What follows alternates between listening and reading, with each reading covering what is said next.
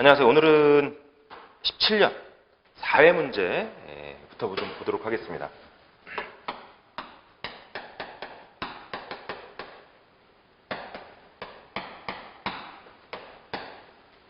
(4회) 문제 중에서 3번 문제 보겠습니다. 문제 3번. 이수 6개의 스플라인으로 회전수 300rpm에 8kW의 동력을 전달한다. 스프라인 문제네요. 그죠? 스플라인. 이수 Z가 6개. 회전수 N이 300rpm. 전달 동력은 8kW. 스플라인에 조립되는 보스부의 길이 58mm가 주어졌어요. 다음을 구하시오. 단 측면의 허용 면압력, 스몰 q로 표현하겠습니다. 35MPa. 접촉 효율 75% 주어졌고요. 1번에서는 회전 토크 T를 구하라. 줄로 구하라. 그다음 2번에서는 스플라인 호칭 지름 D1을 구하라 주어졌죠. H가 2mm, 이빨의 높이 2mm 주어졌고 못따기 C 0.15mm 주어졌습니다. 이렇게 표가 주어졌죠. 표에서 보니까 이제 호칭 지름 13mm부터 42mm까지 주어졌습니다. 폭과 못따기는 뭐 0.2로 주어졌으니까 28, 32, 36 중에서 답이 나오겠네요. 그러니까 여기서 뭐 28, 20, 32, 36에서 답이 나올 거다 이렇게 판단은 좀 짐작을 할 수 있을 것 같습니다. 자, 토크 T는 회전수하고 300rpm 그리고 전달 동력이 주어져 있으니까 974, 000 회전수 n분의 HkW로 계산해 주면 되죠. 이렇게 계산하면 kg, 밀리미터 단위가 뉴턴 밀리미터로 구해줄 필요가 있죠. 그리고 줄로 구하라 그랬습니다. 그러니까 뉴턴 메타죠. 그러니까 토크 T는 974 곱하기 9.8 곱하기 회전수 300 rpm분의 8kW 해서 계산해주면 뉴턴 메타 줄로 계산이 됩니다. 2번 D1 구하는데 토크로 풀어야죠. 1번에서 구한 토크를 이용해서 풀어야 돼. 토크 T는 면압력 곱하기 면적, 면압력 곱하기 면적 하면은 H-EC 위아래 두 군데 못따기 있죠. 못따기 빼서 길이 L 곱해줘야죠. 보스의 길이 L을 곱해줘요. 그러면 면적. 이 면적이 이제 Z에 나오죠. Z에 나오고 이렇게 하면 밀어붙이는 힘이 나옵니다.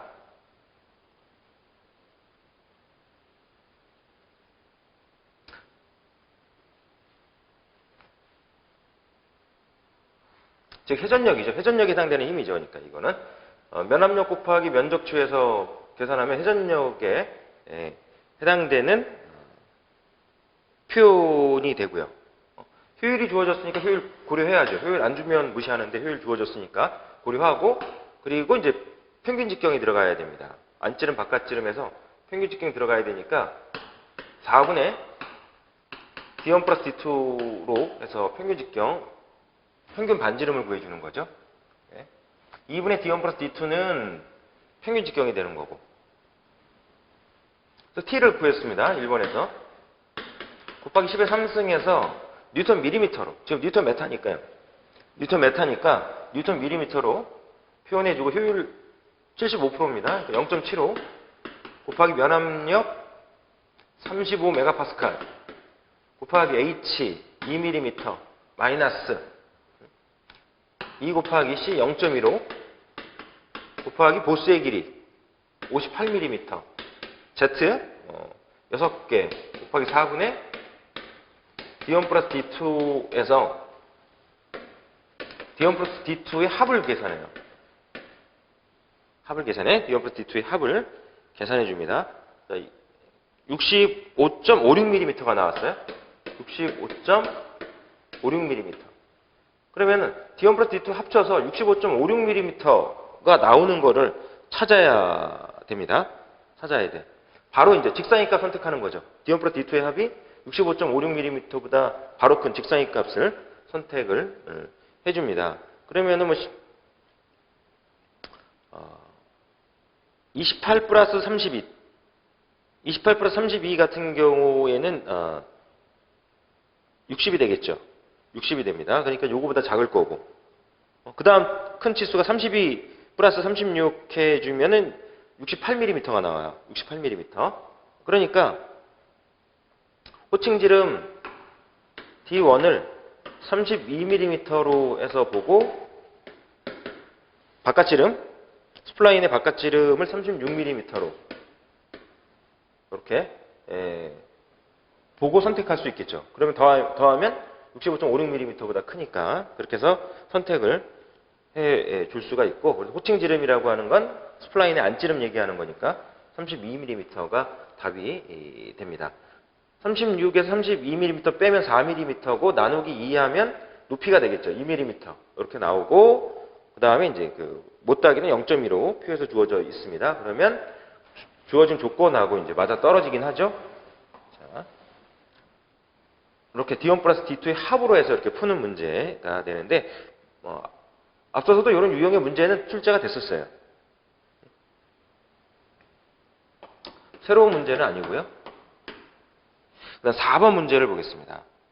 3톤의 무게를 가진 화물을 나사잭으로 들어올린다. 나사잭, 나사 문제죠. 축하중입니다. 3톤의 축하중. 3톤의 축하중. 나사잭은 30도 사다리꼴 나사다 그랬습니다. 나사산의 각이 30도고 사다리꼴. 사다리꼴 나사다. 사다리꼴 나사. 상단 마찰계수 구해줘야 되겠죠. 유효지름이 17mm. 유효지름 D2가 17mm. 피치 2mm. 그 다음 바깥지름 18mm. 그 다음 골지름 D1 16mm. 마찰계수 0.15 주어졌습니다. 마찰계수 뮤 0.15. 다음을 구하라. 1번에서는 회전토크 T를 구하라. 주울로 계산합니다. 2번에서는 허용 전달 능력을 고려한 나사의 안전 여부를 판단하시오 그랬습니다. 허용 전달 능력 타우 A가 84 메가파스칼로 주어졌어요. 그럼 우리가 전달 능력의 최대값을 구해서 최대값이 허용 전달 능력보다 작거나 같으면, 즉 허용 전달 능력이 최대 전달 능력보다 크거나 같다라고 하는 거를 만족하면 안전한 거죠. 그렇지 않으면 불안전한 것으로 볼 수 있습니다. 사다리꼴 나사, 사다리꼴 나사 잭입니다. 지금 마찰계수는 하나 주어졌죠. 그러니까 수납사부와 앞나사부에서 발생되는 마찰계수를 이용한 토크, 비틀리 모멘트 TB를 구하라고 하는 게 1번이겠죠. 마찰계수 두 개가 주어져 있지 않아요. 하나가 주어져 있는 상태입니다. 자, 그러면 먼저 상당 마찰계수를 구해요. 뮤다시는 코사인 2분의 베타분의 뮤로 들어가야죠. 코사인 베타가 30도입니다. 나누기 2하니까 15도가 되겠죠. 분의 0.15 해서 상당 마찰계수 구해주고요. 비틀리 모멘트 T는 축하중 Q에다가 파이 D2 마이너스 뮤 다시 피치로 들어가고, 지금 일중 나사죠. 중수에 대한 언급은 없으니까 일중 나사입니다. 파이 D2 마이너스 뮤 다시 피치분의 뮤 다시 파이 D2 플러스 피치 해주면 회전력 곱하기 2분의 D2 유효지름 해서 회전 토크 비틀리 모멘트를 구할 수가 있습니다. 그래서 Q가 3톤이에요. 3 곱하기 9.8을 해주면 킬로 뉴턴으로 표현이 돼요. 3톤이니까 곱하기 1000 해주면 3000kg이죠. 곱하기 9.8 해서 뉴턴으로 표현할 수가 있는데, 나누기 1000 하면 다시 킬로뉴턴으로 표현될 테니까 킬로뉴턴으로 들어가겠습니다. 3 곱하기 9.8 킬로뉴턴. 여기에 D2가 밀리미터로 들어가면 뉴턴 메타로 해서 주울로 계산이 돼요. 자, 킬로뉴턴을 그대로 놓고 파이에 D2가 17mm 마이너스 상당 마찰기에서 뮤 다시 구했죠. 피치는 2mm 주어졌고요. 뮤 다시 계산했고 파이 곱하기 유효지름 17mm 플러스 피치 2mm 곱하기 2분의 D2 17mm 들어갑니다. 그럼 계산하면 뉴턴 메타 해서 주울로 계산이 돼요. 킬로뉴턴 밀리미터 이렇게. 만약에 뉴턴으로 들어가면 메타로 고쳐야죠. 밀리미터를 메타로 고쳐서 뉴턴 메타 이렇게 표현을 해야 됩니다. 자, 그 다음에 이제 최대 전달 능력을 계산을 해야 돼요. 이번에서는 최대 전달 능력을 계산하는데 나사 잭에 지금 축하중도 걸리고 토크도 걸려요. 토크 회전력과 축하중이 함께 작용하고 있는 상태니까 먼저 수직 능력을 계산해야 돼. 시그마 T. 축하중에 의해서 발생되는 수직 능력 시그마 T로 놓겠습니다. 그러면 면적 4분의 파이의 골지름으로 풀어야죠. D1의 제곱분의 축하중 Q로. 그럼 4분의 파이의 골지름이 16mm 주어졌습니다. 16의 제곱분의 3톤 곱하기 9.8 하면 킬로뉴턴 밀리미터 제곱이죠. 분모는 곱하기 10의 3승에서 뉴턴으로 고쳐줘야 돼요. 그러면은 뉴턴 퍼 밀리미터 제곱으로 계산이 됩니다. 메가파스칼이죠. 메가파스칼. 그 다음에 전달항력을 계산해야 돼요. 전달항력 타우는 극단면기에서 ZP분의 비틀림 모멘트로 들어가서 ZP는 16분의 파이 D 3승, 즉 골지름 들어가야죠. D1 3승, 16의 3승 분의 T 1번에서 구했어요. 뉴턴 메타로 구했습니다. 메타니까 밀리미터로 고쳐줍니다. 곱하기 10의 3승에서 계산해주면 뉴턴 퍼 밀리미터 제곱 메가파스칼로 표현이 되고요. 그럼 최대 전달능력 타우 맥시멈은 루트 2분의 시그마 T의 제곱 플러스 전달능력 타우의 제곱 해서 계산해줍니다. 계산해주면 뉴턴 퍼 밀리미터 제곱이고요. 이 값이 94.73이 나왔습니다. 94.73이면 84보다 허용 전달 능력 84 뉴턴 퍼 밀리미터 제곱보다 크죠. 크면 불완전으로 표현을 해줘야 되겠고, 만약에 84 뉴턴 밀리미터 제곱보다 작거나 같다 이렇게 말씀드린 대로 이렇게 만약에 나온다 그러면 안전 이렇게 적어주면 되겠죠. 허용 전달 능력과 최대 전달 능력, 계산된 최대 전달 능력과 비교해서 안전성을 판단해주면 되는 문제입니다. 자, 이렇게 해서 해결을 해주시고, 그 다음에 7번 문제를 보겠습니다. 7번 문제.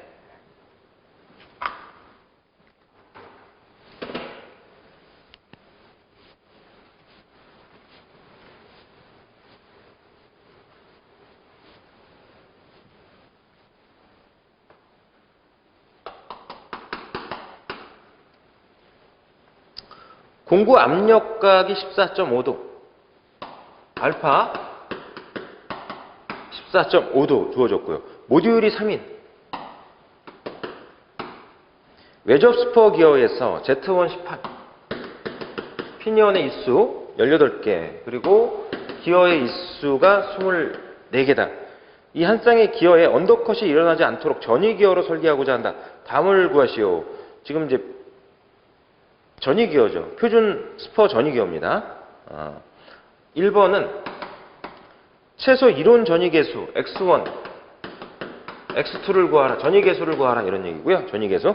소수점 아래 5자짜리까지 계산하시오. 그다음 2번은 치면 높이가 0이 되기 위한 물림 압력각 알파 B, 물림 압력각 알파 B를 계산을 해줍니다. 자, 알파 B를 계산할 때는 지금 표가 주어졌죠. 인볼루트 함수표. 인볼루트 함수표가 주어져 있는데 이 인볼루트 함수표를 이용해서 계산을 해야 됩니다. 치면 높이 백래시가 0이 되기 위한 이렇게 전위기어로 가공하는 데 있어서 이빨과 이빨이 이제 간섭이 일어나지 않도록 해주는 거죠. 간섭이 일어나지 않도록 틈새, 그 틈새가 백래시가 될 텐데 이 백래시가 0이 되기 위한 간섭이 일어나지 않으면서 또한 이제 틈이 발생하지 않도록 하기 위한 이제 물림압력과 그렇게 표현한 거로 보여집니다. 3번에서는 전위 기어의 중심거리를 구하라 그랬습니다. 중심거리 C를 구하라. 중심거리를 구하려면은 중심거리 증가계수라고 하는 값을 구해줘야죠. 이 중심거리 증가계수를 구하는데 물림압력각이라고 표현한 알파 B라는 값이 필요합니다. 그 값을 인볼루트 함수표를 이용해서 구하는 문제입니다. 요즘 그 16년, 17년,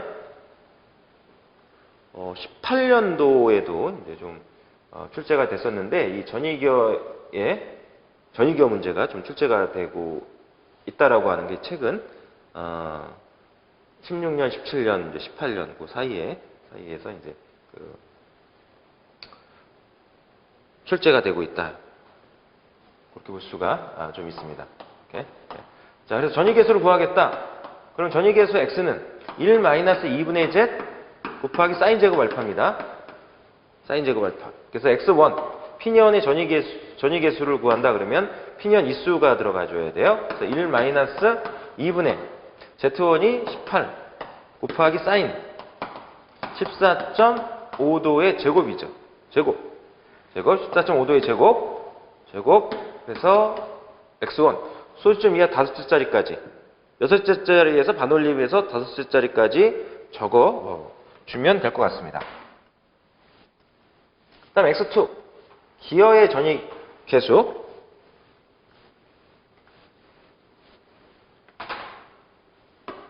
x2를 구하죠. x2는 1-2분의 z2의 사인 제곱 알파 1-2분의 z2가 24 곱하기 사인 14.5도 제곱 해서 역시 소수점의 5자리까지 적어주면 되겠고 일단 2번에서 물림압력각을 구할 때 사용하는 공식이 인볼루트 알파 B라고 하는 표현이에요. 인볼루트 함수값 물림각 알파 B에 대한 인볼루트 함수값 요 값은 표에서 찾아야 된다는 거죠.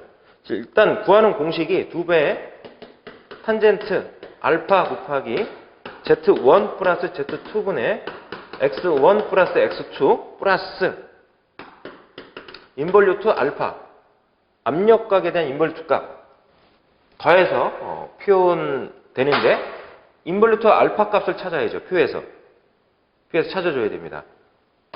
2배 탄젠트 14.5도 알파가 14.5도니까 곱하기 z1 18 z2 24 분의 x1 x2 소수점 이하 5자리까지 구했죠. 1번에서 들어가야죠.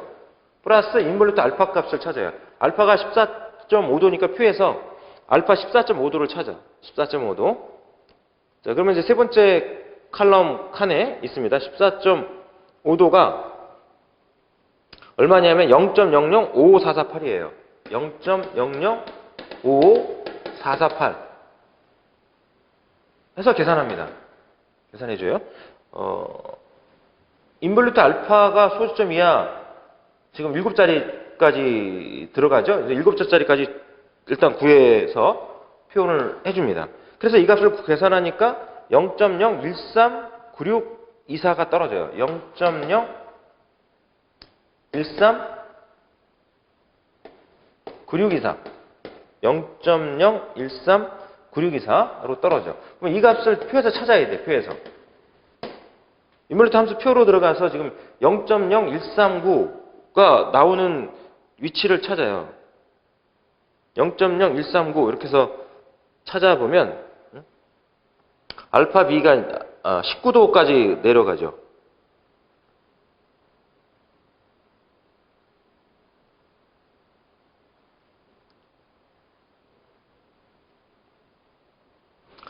19.55도가 0.0138891고요. 19.6도가 0.0139995야.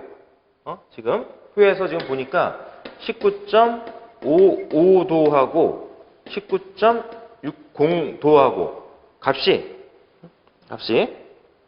0.0138891하고 0.0139995고 그러면 이제 요 값이 0.139 6이니까요. 19.60도보다는 작죠, 얘가. 작아요.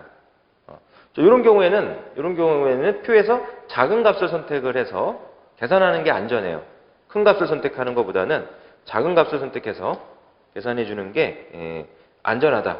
그렇게 생각하셔야 됩니다. 그래서 19.55도로 선택하는 거야. 요거보다 바로 작은 값 19.55도.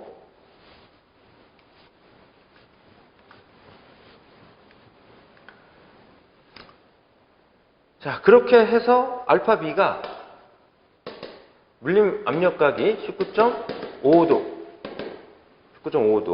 그래서 계산합니다. 그래서 보관법 쓰지 마시고 이제 그 표에서 주어진 그 값을 가지고 계산한다라고 보셔야 돼요. 지금 거의 뭐 0.05 단위로 떨어지게끔 되어 있죠. 압력각도 그렇고 이 인버루트 함수표에서 알파는 압력각입니다. 압력각인데 이걸 이용해서 물림 압력각이라고 하는 것도 표현해 준다라고 보는 거죠. 그래서 공구 압력각은 14.5도고 물림 압력각은 19.5도 정도 된다라고 이제 본 겁니다. 이렇게 해서 2번은 해결이 되고 그다음 3번은 중심거리를 구하는 데 있어서 중심거리 증가계수 y값을 먼저 구해줘야 돼. y값을 구해줘야죠. y값은 2분의 z1 플러스 z2 공식이 2분의 z1 플러스 z2 곱하기 코사인 알파 b분의 코사인 알파 마이너스 1로 구합니다. 중심거리 증가계수 표현식. 여기서 이제 알파 2번에서 구한 알파 b가 여기에 들어간다는 거죠. 여기에 들어가요. 알파 b가 커지면은 요 값이 작아져요. 요 값이 작아져서 y 값이 작아지게 됩니다. 그러니까 알파 b를 여기서 19.55도를 선택을 해주면 19.6도보다는 19.55도를 선택을 해주면은 뭐 작은 값이겠지만 요 값이 좀 크게 결정이 된다는 거죠. 마이너스를 빼서 y 값이 좀 크게 결정이 돼요.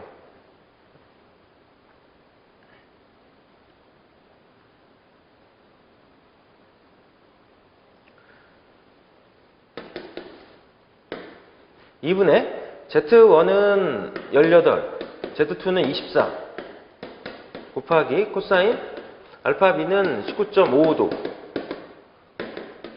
분의 코사인 알파는 14.5도 마이너스 1 해서 y값 구하고요. 중심거리 C는 2분의 Z1 플러스 Z2에다가 모듈을 곱해주면 스포기어의 중심거리 구하는 공식이죠. 2분의 m에 Z1 플러스 Z2 해주면 스포기어의 외접 스포기어의 중심거리를 구하는 공식이고 전위기어는 여기다가 y를 모듈 곱하기 중심거리 증가계수 y를 더해서 중심거리를 결정을 해줍니다.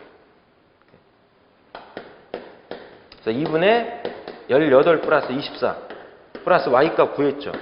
그리고 모듈 값은 주어졌습니다. 3.0으로 주어졌죠. 그래서 중심거리가 밀리미터로 계산이 돼요.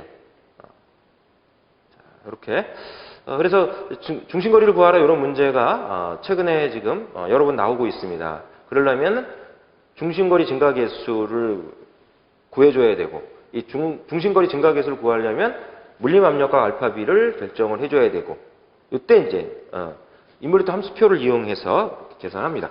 인버루트 함수표만 이용하는 방법이만 있는 건 아니고 비함수라든가 물림압력각을 구하기 위한 비함수라든가 또는 BV 함수라든가 이런 이제 함수표가 있어요. 함수표가 있어서 그런 함수표들을 이용하는 방법도 있다. 그래서 앞서 이제 2016년도 문제에서는 비함수 표를 이용해서 물리면 압력과 구하고 중심거리 구하고 이런 유형의 문제가 있었을 겁니다. 자, 그것도 이제 참고는 하고 계셔야 되겠다.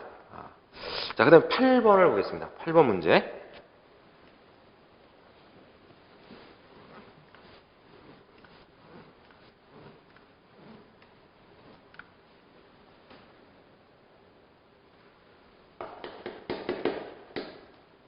바깥지름 7cm인 중공축이 그랬어요. 바깥지름 D2가 7cm.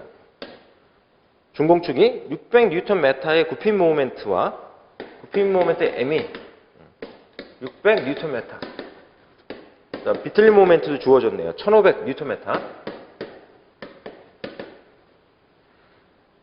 자, 동시에 받을 때 다음을 구하시오 그랬습니다. 1번은 상당 굽힘 모멘트 M이, 2번은 상당 비틀림 모멘트 T, 그리고 3번은 축의 허용 응력을 고려하여 안전한 중공축의 안찌름 D1을 구하라. 밀리미터로 D1을 구하라. 단 허용 전달 응력 타우 A가 128 메가파스칼이 주어졌고 허용 굽힘 응력 시그마가 65 메가파스칼이 주어졌습니다. 둘 다 만족하도록 해서 계산하라 이런 얘기죠. 상당 굽힘 모멘트, 상당 비틀림 모멘트 다 구해서 허용 전달 응력도, 허용 굽힘 응력도 둘 다 만족하도록 D1을 결정하라. 이런 문제로 봅니다. 상당 굽힘 모멘트는 루트 2분의 1에 굽힘 모멘트 플러스 루트 굽힘 모멘트 제곱 플러스 비틀림 모멘트의 제곱으로 계산해 주면 되겠죠. 2분의 1에 굽힘 모멘트 600 플러스 루트 600의 제곱 플러스 1500의 제곱 해서 계산해주면 뉴턴 메타 주울로 떨어집니다.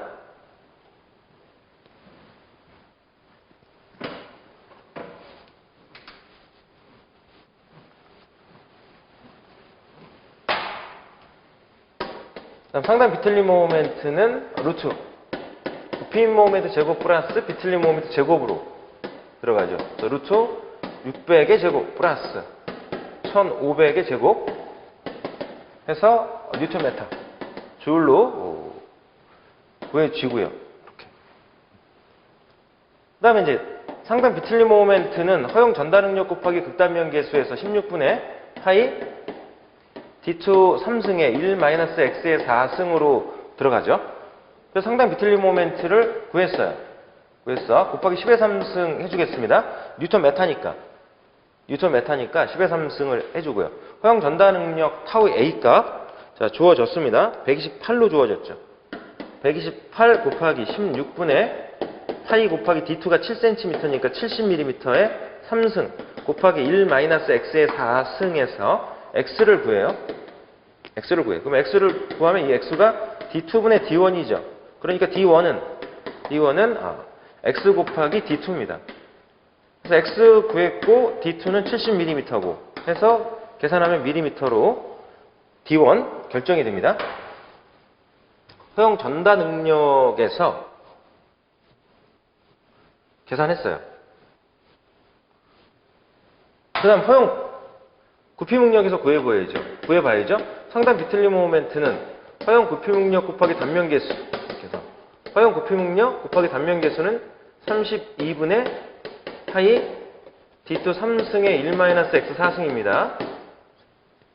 상당 굽힘 모멘트 뉴턴 메타로 구했고요.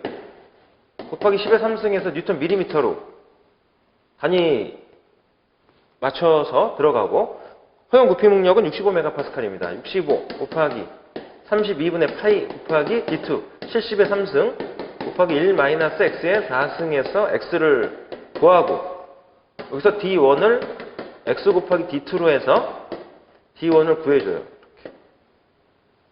이렇게 해서 허용 전달 능력에서 D1 구했고 허용 굽힘 응력에서 D1을 구해가지고 비교를 해야죠. 비교를 해야 돼. 비교를 해서 작은 값을 선택을 해줘야 돼요. 작은 값을 선택하는 게 안전합니다. 이렇게. 예. 그래서 58.68mm.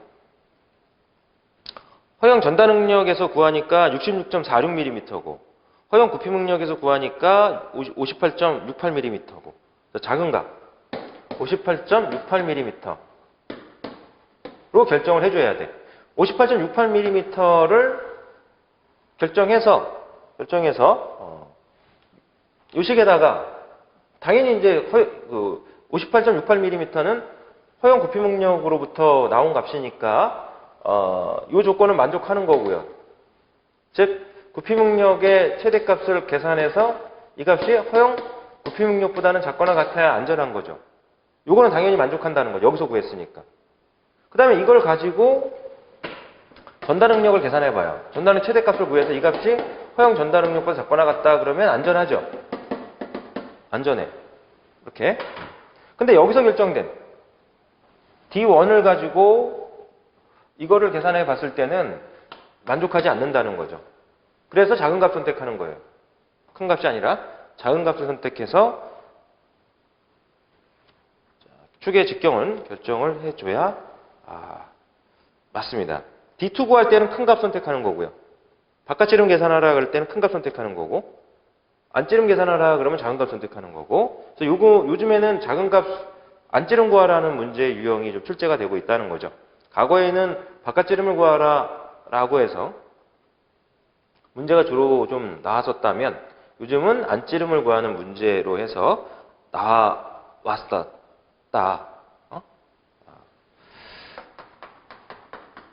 처음 나온 문제는 역시 아닙니다. 앞에서 16년인가 15년도에도 이제 나왔던 비슷한 유형의 문제죠. 이건 좀 간단하게 나온 거야. 자, 그 다음에 10번을 보겠습니다. 0.3m 3승/s의 유량이 흐르는 이음매 없고 두께가 얇은 강판에서 4MPa의 내압이 작용하고 있을 때 다음을 구하시오.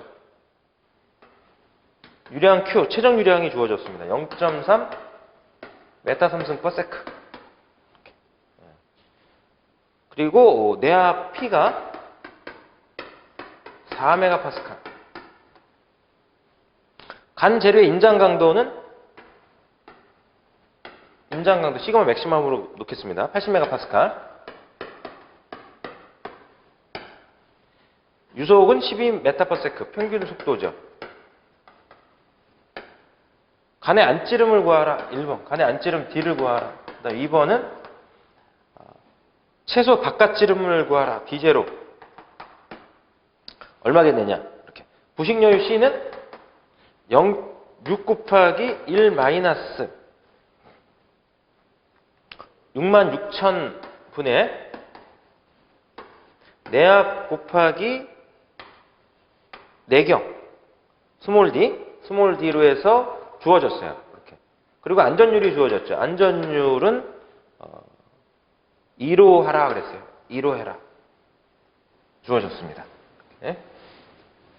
이런 유형의 문제 앞에서도 가끔은 나오는 문제 유형이다. 나왔었다. 말씀을 드렸을 거고요. 이렇게 부식 여유를 이런 이제 경험식으로 주어진 문제는 처음 나온 거로 봐야 돼요. 내압은 4MPa니까 뉴턴/mm 제곱으로 그대로 들어가고 D는 밀리미터로 대입을 시켜줘야 되겠죠. 그러면 C는 이제 밀리미터 단위로 떨어지는 것으로 봐야 돼. P하고 D만 놓고 보자면은 이게 이제 뺀다는 얘기는 차원이 다 같다는 얘기죠. 같다는 얘기예요. 그래서 단위는 밀리미터로 이렇게 주어진 것으로 보고 풀어야 되겠죠. 경험식을 이렇게 이용해서 부식 여유를 구하는 거 참고해 주시고요. 내경은 최적 유량에서 구해줘야 됩니다. 면적 곱하기 속도니까 이렇게 4분의 파이 내경의 제곱 곱하기 속도 V로 들어갑니다. 그래서 유량은 0.3 메타 3승/s 이퀄 4분의 파이 곱하기 D제곱 곱하기 속도 12m/s 들어가니까 D는 일단 메타로 떨어지죠. 곱하기 1000에서 밀리미터로 표현해줘야 되겠고. 그 다음에 이제 D제로를 구하려면은 두께를 구해야 돼요. 두께 T. 두께 T를 구하는 공식이 2배 허용응력.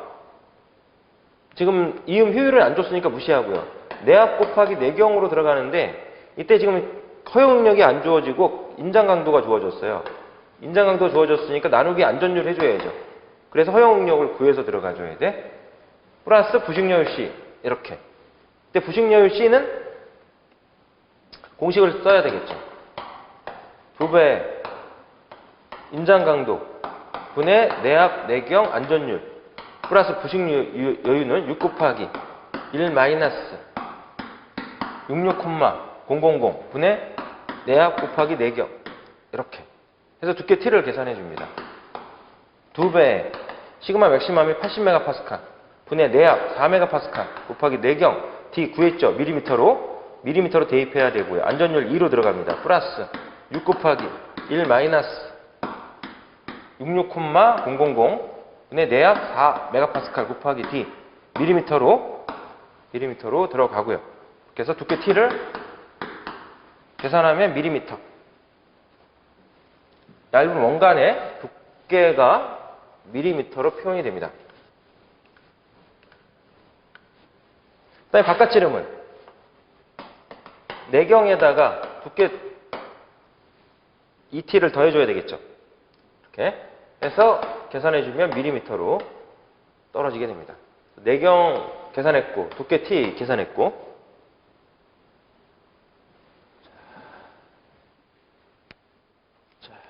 17년도 4회 문제는 여기까지 좀 보겠습니다. 다음 18년도 1회 문제.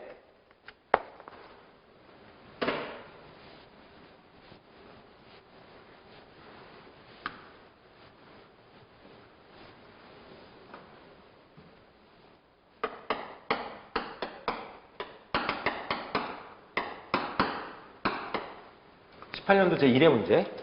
1회 문제 중에서도 다는 안 풀어볼 거고요. 한 11문제가 출제가 됐었습니다. 네. 7번 문제 보겠습니다. 7번 문제. 18년 1회 문제 중에서는 7번 문제. 네. 길이 1.5m. 직경이 50mm. 축이네요. 축. 스몰 d로 놓겠습니다. 축 직경 스몰 d 50mm. 축의 중앙에 풀리가 매달려 있다 그랬어요. 축이 있는데 축의 중앙에 풀리가 하나 매달려 있어요. 풀리가 매달려 있어요. 풀리의 비중은 8.8이다 그랬습니다. 이 풀리의 비중이 8.8. 축의 종탄성 계수는 이 값 주어진 거죠. 205.6 기가파스칼이 주어졌어요.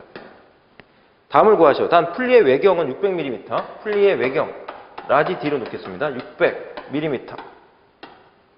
두께는 250mm. 풀리의 두께 250mm. 풀리의 두께 또는 풀리의 폭이죠. 풀리의 두께, 풀리의 폭은 250mm. 1번 축의 자중만 고려시 처짐을 계산하라. 축의 자중만 고려시 처짐 마이크로메타로 구하라. 주어졌습니다. 마이크로메타로 구하라. 단 축의 비중은 풀리의 비중과 같다 그랬어요. 축의 비중도 8.8이다 이런 얘기지. 8.8. 축의 비중도 8.8. 네. 그다음 2번은 축의 중앙의 풀리만 고리시 처짐을 계산하라 그랬습니다. 그건 델타로 놓겠습니다. 델타로 놓고요. 축의 중앙에 풀리만 고려시, 풀리만 매달려 있다라고 보고 처짐은 역시 마이크로메타로 계산하라. 다음 3번에서는 축의 양단 끝이 자유로이 지지되어 있을 때 축의 위험 속도를 계산하라. RPM으로 축의 위험 속도를 구하라. 이렇게 주어졌죠.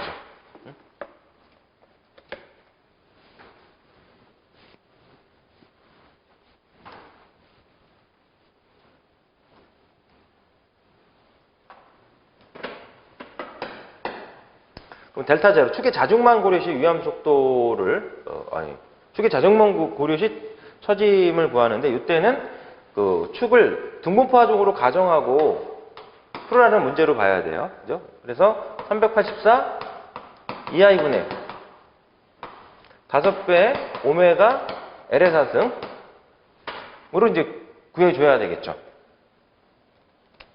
단순보, 등분포 하중, 축의 자중만 고려시, 축의 무게만 고려했을 때 단순보 등분포 하중으로 놓고서 계산을 해줘야 돼. 오메가를 구해줘야죠. 오메가는 비중에다가 비중량, 물의 비중량을 곱해가지고 면적을 곱해주면 돼. 그럼 뉴턴 퍼 메타 이렇게 이제 표현되겠죠. 이렇게, 예. 그럼 이제 384 곱하기 종탄성 계수 205점 6기가파스칼이니까 10의 9승에서 뉴턴 퍼 미터 제곱 파스칼로 계산하겠습니다. 곱하기 I는 단면 2차 모멘트죠. 64분의 파이 D 4승입니다. 파이 곱하기 축의 직경이 50mm니까 0.05 메타 제곱 4승 64분의 파이 D 4승 분의 5배 곱하기 오메가 단위 길이당 무게 S가 8.8 곱하기 감마 W가 9,800 들어가야죠. 9,800 곱하기 면적은 4분의 파이 원의 면적 축의 면적 들어가야 되니까 4분의 파이 곱하기 0.05의 제곱 해서 계산하면 뉴턴 메타 곱하기 길이 1.5m의 4승 해서 계산해 주면요 메타로 떨어져요. 여기다 곱하기 10의 6승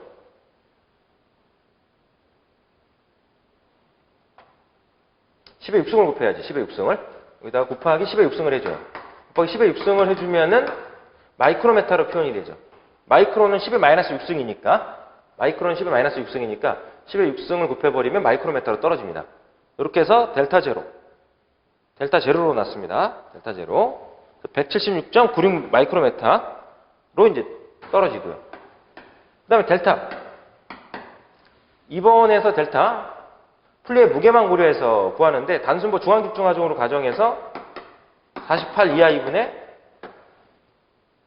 W 곱하기 길이 L의 3승 들어가야죠.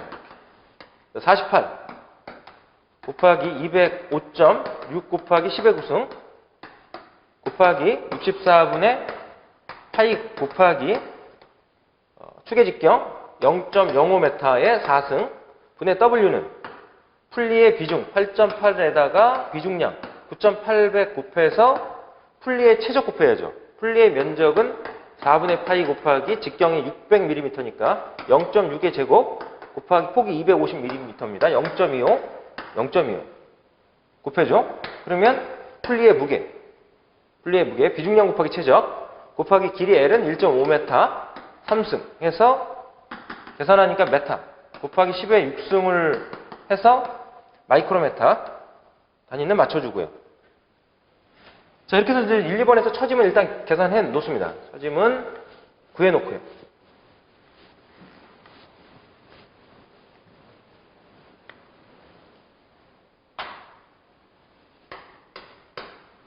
(3번에서) 위험속도를 구하라고 얘기를 했어요. 위험속도를 구하라. 지금 축의 양당 끝이 자유로이 지지되어 있을 때 회전하는데 무리가 없다라는 거야. 회전하는데 무리가 없을 정도로 베어링으로 축을 지지하고 있는 그런 상태에 있을 때 위험속도를 구하라. 그러면 축의 자중만 고르시 위험속도를 먼저 구해. N0 놓겠습니다. N0는 654 곱하기 L의 제곱분의 D의 제곱 곱하기 루트 오메가 분의 2죠. 이렇게 들어가. 654 곱하기 L 1.5m 제곱분의 D는 50mm니까 0.05m입니다. 제곱 곱하기 L과 D는 길이 단위를 메타로 맞춰서 지금 들어갔어요. 루트 오메가는 비중이 8.8이죠. 8.8 곱하기 9,800 곱해주면은 뉴턴 퍼 미터 3승 여기에 이제 면적 곱해주니까 4분의 파이 곱하기 0.05의 제곱 해서 계산하면 뉴턴 퍼 메타입니다. 뉴턴 퍼 메타. 그렇죠? 여기서 말씀드렸듯이 뉴턴 퍼 메타죠. 뉴턴 퍼 메타. 이 메타를 여기서는 센티미터로 고쳐야 돼. 고치니까는 1m는 100cm. 100으로 나눠야죠. 곱하기로는 10의 마이너스 2승 해줘야 돼. 뉴턴 퍼 센티미터로 고쳐.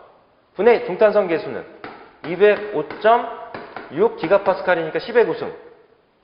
하면은 뉴턴 퍼 미터 제곱이니까 뉴턴 퍼 센티미터 제곱으로 고쳐야죠. 곱하기 10의 마이너스 4승을 해주니까 10의 5승만 해주면 돼. 그럼 뉴턴 퍼 센티미터 제곱 해서 루트 안에 길이 단위는 다 센티미터로 맞춰야 되겠죠. 계산하면 RPM으로 떨어집니다. 그 다음에 풀리만 매달려 있을 때 위험 속도를 구하면 114.6 곱하기 D의 제곱 곱하기 루트 W 곱하기 A 제곱 곱하기 B 제곱분의 중탄성 계수 2에 A 플러스 B 이렇게 해서 식을 쓸 수가 있죠. 이렇게 해서 푸나 300의 루트 델타분의 1로 해서 푸나 큰 차이는 없어요. N1 같은 경우는. N0는 300의 루트 델타 제로분의 1 이렇게 푼 거하고 이렇게 푼 거하고는 답의 차이가 있어요.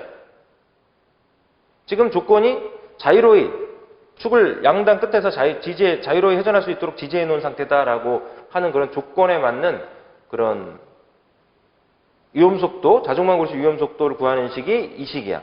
만약에 그런 표현이 없다면 자이로이 지지하는 축의 양당 끝이 자이로이 지지되어 있다라고 하는 이런 조건이 없이 그냥 축의 위험속도만 계산하라 라고 표현이 돼 있다. 그러면은 이렇게 풀 수도 있어요. N제로를 구할 때. 근데 저는 뭐 개인적으로 이렇게 계산하는 거를 권하지는 않습니다. 이렇게. 이거는 이렇게 푼다는 얘기는 델타 제로 자체가 그냥 단순보 등목파 하중. 거기에 이제 자유롭게 회전을 한다라고 하는 이런, 조건이 들어가 있지 않은 이런 상태로 볼 수 있기 때문에, 이렇게 푸는 거하고는 분명히 차이는 있을 수 있다. 이렇게 보여집니다. 일반적인 설계 방법은 이렇게 N0를 구하는 것이 적당한 방법이다라고 보여지기 때문에 이렇게 계산하는 거는 권하지는 않는다. 문제상에서 구하라고 뭐 이런 식으로 구하라고 조건이 있다 그러면 또 모르겠는데 그렇지 않을 경우에는 대부분 이렇게 좀 풀어 주는 것이 맞겠다 이런 생각을 합니다. 그러나 N1을 구하는 거는 이거는 관계가 없을 거다. 그래서 114.6 곱하기 D제곱 곱하기 루트 W 무게죠. 풀리의 무게 A, B는 2분의 1, 2분의 1이 들어갑니다. 그죠? 2분의 1, 2분의 1 이렇게 좌측 끝단에서 W가 매달려 있는 지점까지 거리가 A고 W가 매달려 있는 지점에서 우측 끝단까지 거리가 B죠. 중앙에서 지금 위치한다 그랬으니까 A, B는 각각 2분의 1로 해서 풀어주면 돼요. 그래서 114.6 곱하기 D는 50mm죠. 5cm, 센티미터로 들어가야 돼요. 5cm의 제곱 곱하기 루트 W는 8.8 곱하기 9,800 곱하기 최적 해줘야죠. 4분의 파이 곱하기 0.6의 제곱 곱하기 0.25 해주면 뉴턴입니다. 곱하기 지금 축의 길이가 1.5m니까요. 1500입니다. 그러니까 750씩 되겠죠. 750씩. 그러니까 0.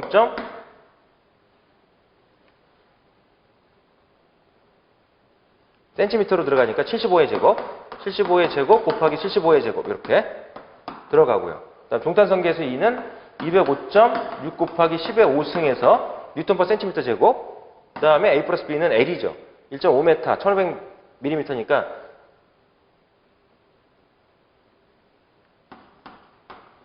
센티미터로 고쳐야 돼. 1500mm, 이제 150cm가 되겠죠. 이렇게 해서 센티미터로 계산해서 RPM으로 떨어집니다. 그 다음에 덩크레이 실험식에다 갖다 집어넣어야 되겠죠. 그 다음에 이제 덩크레이 실험식에다가 집어넣어서 위험속도를 계산해줘야 됩니다. 위험속도의 제곱분의 1은 N제곱분의 1 플러스 N1의 제곱분의 1. 그래서 N0, N1 구했으니까 대입시켜서 위험속도 RPM으로 구해내면 되겠고요. 이런 식으로 풀어주면 되겠다. 그래서 요즘은 이렇게 이제 축의 처짐을 계산하는 문제라든가 문제들이 나왔을 때 또 스프링 쪽에서도 그렇고 마이크로메타 단위로 구하라는 이런 유형의 문제들이 좀 보이고 있습니다. 그래서 마이크로메타로 표현하는 거 헷갈릴 수도 있는데 여러분들이 헷갈리지 않게 좀 정리를 해야 되겠죠. 1m는 1000mm고요. 1000mm고. 그러면은 1m는 10의 6승 마이크로메타죠. 마이크로메타가 됩니다. 그러면 1mm는 1000 마이크로메타가 되겠죠. 이렇게. 그리고 이제 단위들 한 번은 정리해서 짧은 시간에 이제 계산하다 보니까 좀 혼동이 될 수도 있는데 그런 부분들이 없도록 좀 정리를 좀 해줬으면 좋겠다 말씀드리는 거죠.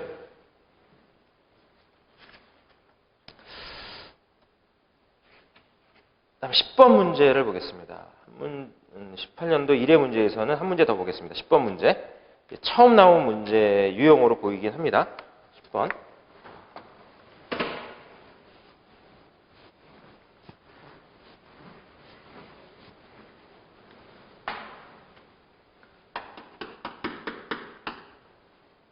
(150rpm으로) 회전하는 깊은 홈 볼 베어링의 회전수 n이 150rpm이고 볼 베어링입니다. 볼 베어링. 기본 동정격 하중 C로 놓겠습니다. 45kN. 일 때 레이디얼 하중이 6kN. 그다음에 8kN. 그다음에 10kN. 그다음에 12kN으로 주기적으로 반복 변동한다 그랬습니다. 지금 볼 베어링인데 볼 베어링에 작용하는 베어링 하중, 레이디얼 베어링 하중이 6kN, 8kN, 10kN, 12kN으로 반복해서 작용해요. 반복해서 작용하고 있습니다. 자, 이때 다음을 구하라 이런 얘기죠. 베어링 하중 계수는 1.3이다라고 주어졌어요. FW는 1.3이다. 이렇게. 1번에서는 베어링의 평균 유효 하중 PM을 구하라. 킬로뉴턴으로 구합니다. 그리고 2번에서는 베어링의 수명 시간 LH를 구하라. 아우어로 구하라. 이렇게 돼 있어요. 베어링 수명 시간은 1번에서 구한 평균 유효 하중으로 계산해 주면 되겠죠. 이렇게 하중이 반복해서 작용할 경우에는 이때 평균 하중을 구하는 공식이 있어요. 평균 하중을 구하는 공식. 평균 유효 하중을 구하는 공식 PM은 3분의 P의 미니멈 플러스 2배의 P의 맥시멈으로 계산해 줍니다. 이 식으로 구하는 거죠. 이 식으로.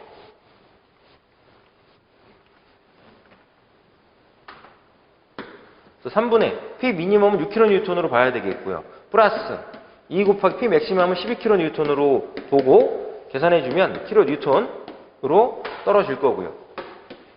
그러면 이제 수명 시간은 500에 곱하기 하중계수 FW 곱하기 평균 유효 하중이 들어가야 되겠죠. 평균 유효 하중을 이용해서 구합니다.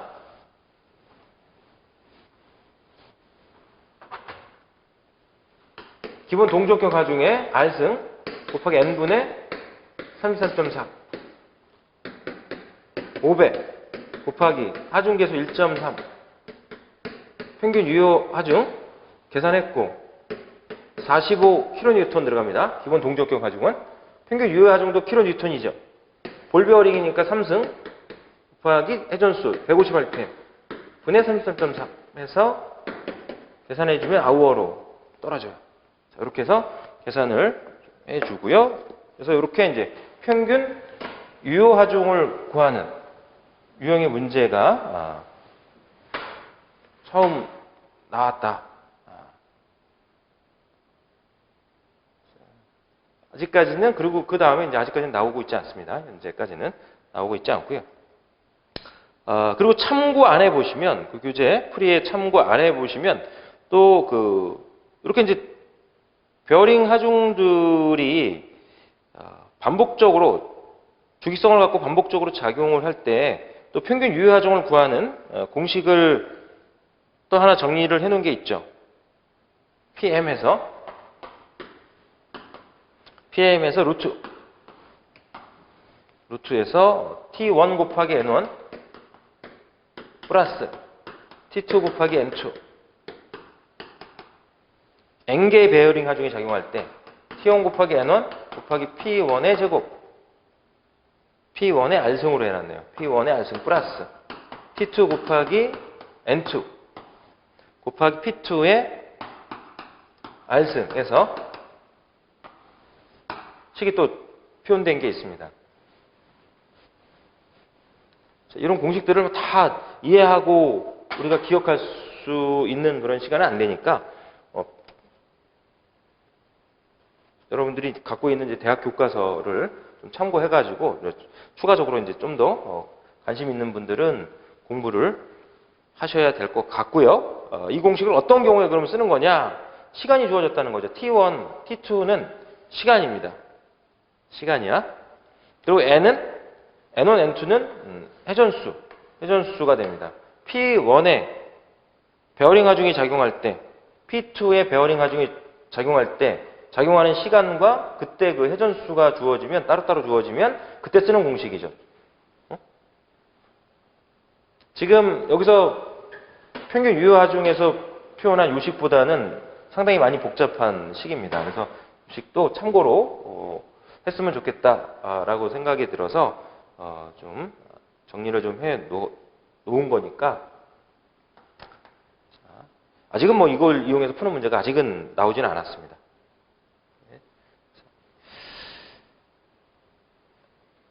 여기까지 해서 18년도 1회 문제는 좀 보도록 하겠습니다. 나머지 문제들은 여러분들이 충분히 풀 수 있을 거라고 생각이 돼서 필요한 문제들만 좀 풀고 있어요. 또 때로 뭐 시간이 되면은 다 풀어주는 기출 문제를 다 풀어서 정리를 해드리는 경우도 있지만서도 내용 정리를 충분히 좀 해주고 그리고 기타 이제 기출 문제들을 풀어왔다면 지금 풀지 않은 문제의 유형들도 여러분들이 풀 수 있는 이런 문제라고 판단이 되기 때문에 필요하다고 생각하는 문제만 좀 이번 시간에는 좀 풀어드렸고요. 여러분들이 뭐 기출 문제는 계속해서 풀어오면서 아마 이 또 동영상도 보실 거기 때문에 이렇게 제가 풀어드려도 될 거다 생각이 좀 들어서 이렇게 좀 진행을 좀 하고 있습니다. 자, 다음 시간에는 이제 2018년 2회 문제 좀 살펴보도록 하겠습니다. 수고했습니다.